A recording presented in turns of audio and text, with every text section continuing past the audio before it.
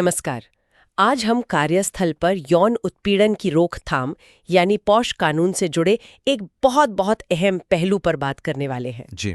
ये है आंतरिक शिकायत समिति, जिसे हम आईसीसी कहते हैं। हमारे पास कुछ सोर्सेज हैं, कुछ लेख हैं जो इसकी भूमिका और इसके सदस्यों के लिए ट्रेनिंग कितनी जरूरी है इस पर रोशनी डालते हैं। हाँ, बिल्कुल। आज हम यही समझने की कोशिश करेंगे कि भारत में वर्क प्लेसेस को सुरक्षित बनाने के लिए ये आईसीसी इतनी जरूरी क्यों है और एक अच्छी असरदार आईसीसी में क्या बातें होनी चाहिए। हाँ, और ये जानना इसलिए भी जरूरी है क्योंकि ये सीधे सीधे एम्प्लॉय की सेफ्टी और डिग्निटी से जुड़ा है ना? बिल्कुल। तो चलिए शुरू करते हैं। सबसे पहले ये आईसीसी आखिर है क्या और कानून क्यों कहता है कि ये हर जगह होनी चाहिए? देखिए, पॉश एक्ट साफ कहता है कि हर वो ऑर्गेनाइजेशन, हर वो जगह जहां 10 या उससे ज्यादा लोग काम करते हैं, वहां एक आईसीसी होनी ही चाहिए। अनिवार्य है ये। अच्छा, 10 या ज्यादा, ठीक है। हाँ, और इसका मकसद बहुत सीधा है। महिलाओं के लिए एक सेफ वर्किंग माहौल बनाना, ये सुनिश्चित करना कि वो बिना किसी डर या क्या कहते हैं अपमान के काम कर सकें। और अगर खुदा न खास्ता कोई यौन उत्पीड़न की घटना होती है तो उसकी निष्पक्ष जांच हो, न्याय मिले।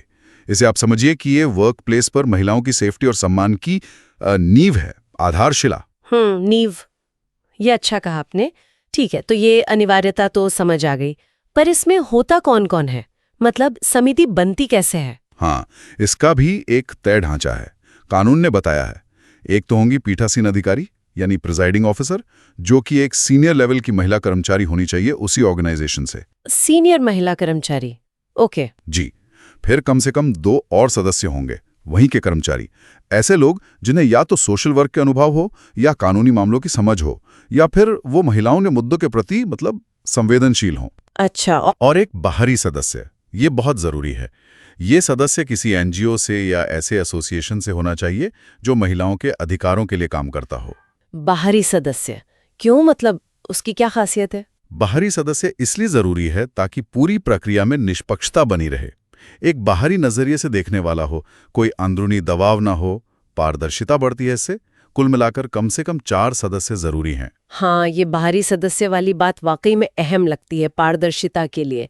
अच्छा, तो समिति बन गई, सदस्य आ गए, अब इनकी जिम्मेदारियां क्या हैं? काम क्या करना है इन्हें?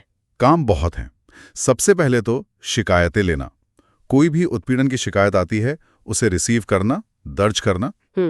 फिर पूरी तरह से निष्पक्ष जांच करना, ये बहुत जरूरी है। निष्पक्षता, दोनों पक्षों को सुनना, सबूत देखना, और इस दौरान दोनों पक्षों की गोपनीयता बनाए रखना। गोपनीयता भी? जी हाँ, ये बहुत महत्वपूर्ण है। फिर पूरी जांच 90 दिनों के अंदर खत्म करनी होती है। 90 दिन बस? हाँ, ये समय सीमा है। और जांच पूरी होने के बाद एक रिपोर्ट तैयार करनी होती है और उसमें अपनी सिफारिशें देनी होती हैं, जैसे कि क्या सजा हो या क्या मुआवजा दिया जाए वगैरह। ठीक है। पर जिम्मेदारी यहीं खत्म नहीं होती। सोर्सेज इस बात पर जोर देते हैं कि आईसीसी का काम सिर्फ जांच करना नहीं है, बल्कि पूरे ऑर्गेनाइजेशन में पॉश कानून के बारे में जागरूकता फैलाना भी है।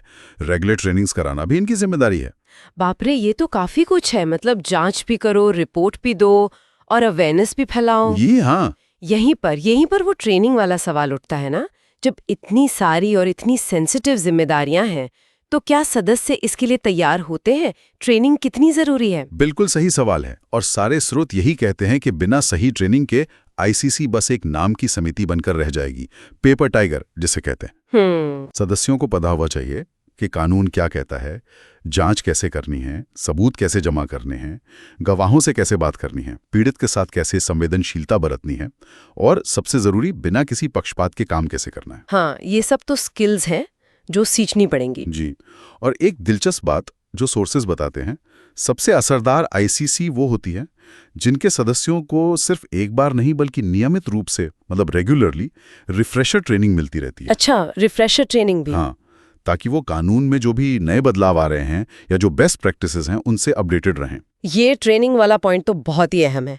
अच्छा, क्या सोर्सेज ये भी बताते हैं कि आमतौर पर आईसीसी से क्या गलतियां हो जाती हैं, मतलब कॉमन मिस्टेक्स? हाँ, कई आम चूकों का जिक्र मिलता है। जैसे सबसे कॉमन है 90 दिन की समय सीमा में जांच पूरी ना कर पाना। अच्छा। या फिर बाहरी सदस्य का सिर्फ नाम के लिए होना, मतलब वो हैं तो पर मीटिंग्स में आते नहीं या सक्रिय नहीं रहते। जांच में पक्षपात हो जाना, किसी एक तरफ झुकाव दिखना, या फिर शिकायत को शुरू में ही हल्के में ले लेना, गंभीरता न दिखाना और गोपनीयता भंग हो जाना, ये भी एक बड़ी समस्या है। ओह, ये सब गलतियां न सिर्फ पॉश कानून का उल्लंघन है, बल्कि इनसे कंपनी की, ऑर्गेनाइजेशन की साख पर भी बट्टा लगता है और हाँ, जुर्माना भी हो सकता है। तो फिर इन सब गलतियों से बचते हुए एक अच्छी, एक असरदार आईसीसी कैसी दिखनी चाहिए? क्या गुण होने चाहिए उसमें? देखिए, एक असरदार आईसीसी वो है जिसके सदस्य पहली बात कानून को जानते समझते हैं, दूसरी बात वो संवेदनशील हैं, तीसरी वो निष्पक्ष हैं, वो समय पर जांच पूरी करते हैं, अपनी सिफारिशें साफ साफ लिखते हैं और सबसे जरूरी वो ऑर्गेनाइजेशन में पॉश पॉलिसी को सिर्फ कागज पर नहीं रहने देते, बल्कि उसे लागू करवाते हैं एक्टिवली। साथ ही वो अपनी एक्टिविटीज की सालाना रिपोर्ट भी सही ढंग से फाइल करते हैं। यानी वो प्रोएक्टिव होते हैं। बिल्कुल, सोर्सेज यही कहते हैं कि ऐसी समितियां सिर्फ शिकायतों का इंतजार नहीं करती, बल्कि वो काम करने की जगह पर सम्मान और सुरक्षा का एक कल्चर, एक माहौल बनाने में मदद करती हैं। तो इस पूरी बातचीत का, इन सोर्सेज का निचोड़ क्या निकलता है? सार क्या है? सार बिल्कुल साफ है। आईसीसी सिर्फ एक फॉर्मेलिटी नहीं है, सिर्फ एक कानूनी जरूरत नहीं है। ये असल में वर्कप्लेस पर महिलाओं की सुरक्षा और उनके सम्मान की गारंटी है, एक तरह की शील्ड है। गारंटी और शील्ड। जी, जब आईसीसी मजबूत होगी, उसके सदस्य ट्रेंड होंगे, वो निष्पक्ष होगी, एक्टिव होगी, तभी कोई भी ऑर्गेनाइजेशन सही मायनों में एक सुरक्षित और स्वस्थ माहौल दे पाएगा। जैसा कि एक स्रोत में कहा गया है, जागरूक समिति ही सुरक्षित कार्यस्थल की कुंजी है। जागरूक समिति इज इक्वल टू सुरक्षित कार्यस्थल। ये बात गांठ बांधने वाली है। ये पूरी चर्चा मुझे एक और सवाल पर सोचने पर मजबूर कर रही है जी, कि कानूनी जरूरतें पूरी करने से आगे बढ़कर हम किसी आईसीसी की असल प्रभावशीलता, उसकी असली इफेक्टिवनेस को कैसे माप सकते हैं? वो कौन से छोटे छोटे महीन संकेत हो सकते हैं जो हमें बताएं कि ये समिति सिर्फ नियम नहीं निभा रही, बल्कि सच में ऑर्गेनाइजेशन में सम्मान और सुरक्षा के कल्चर को बढ़ावा दे रही है? ये सोचने वाली बात है।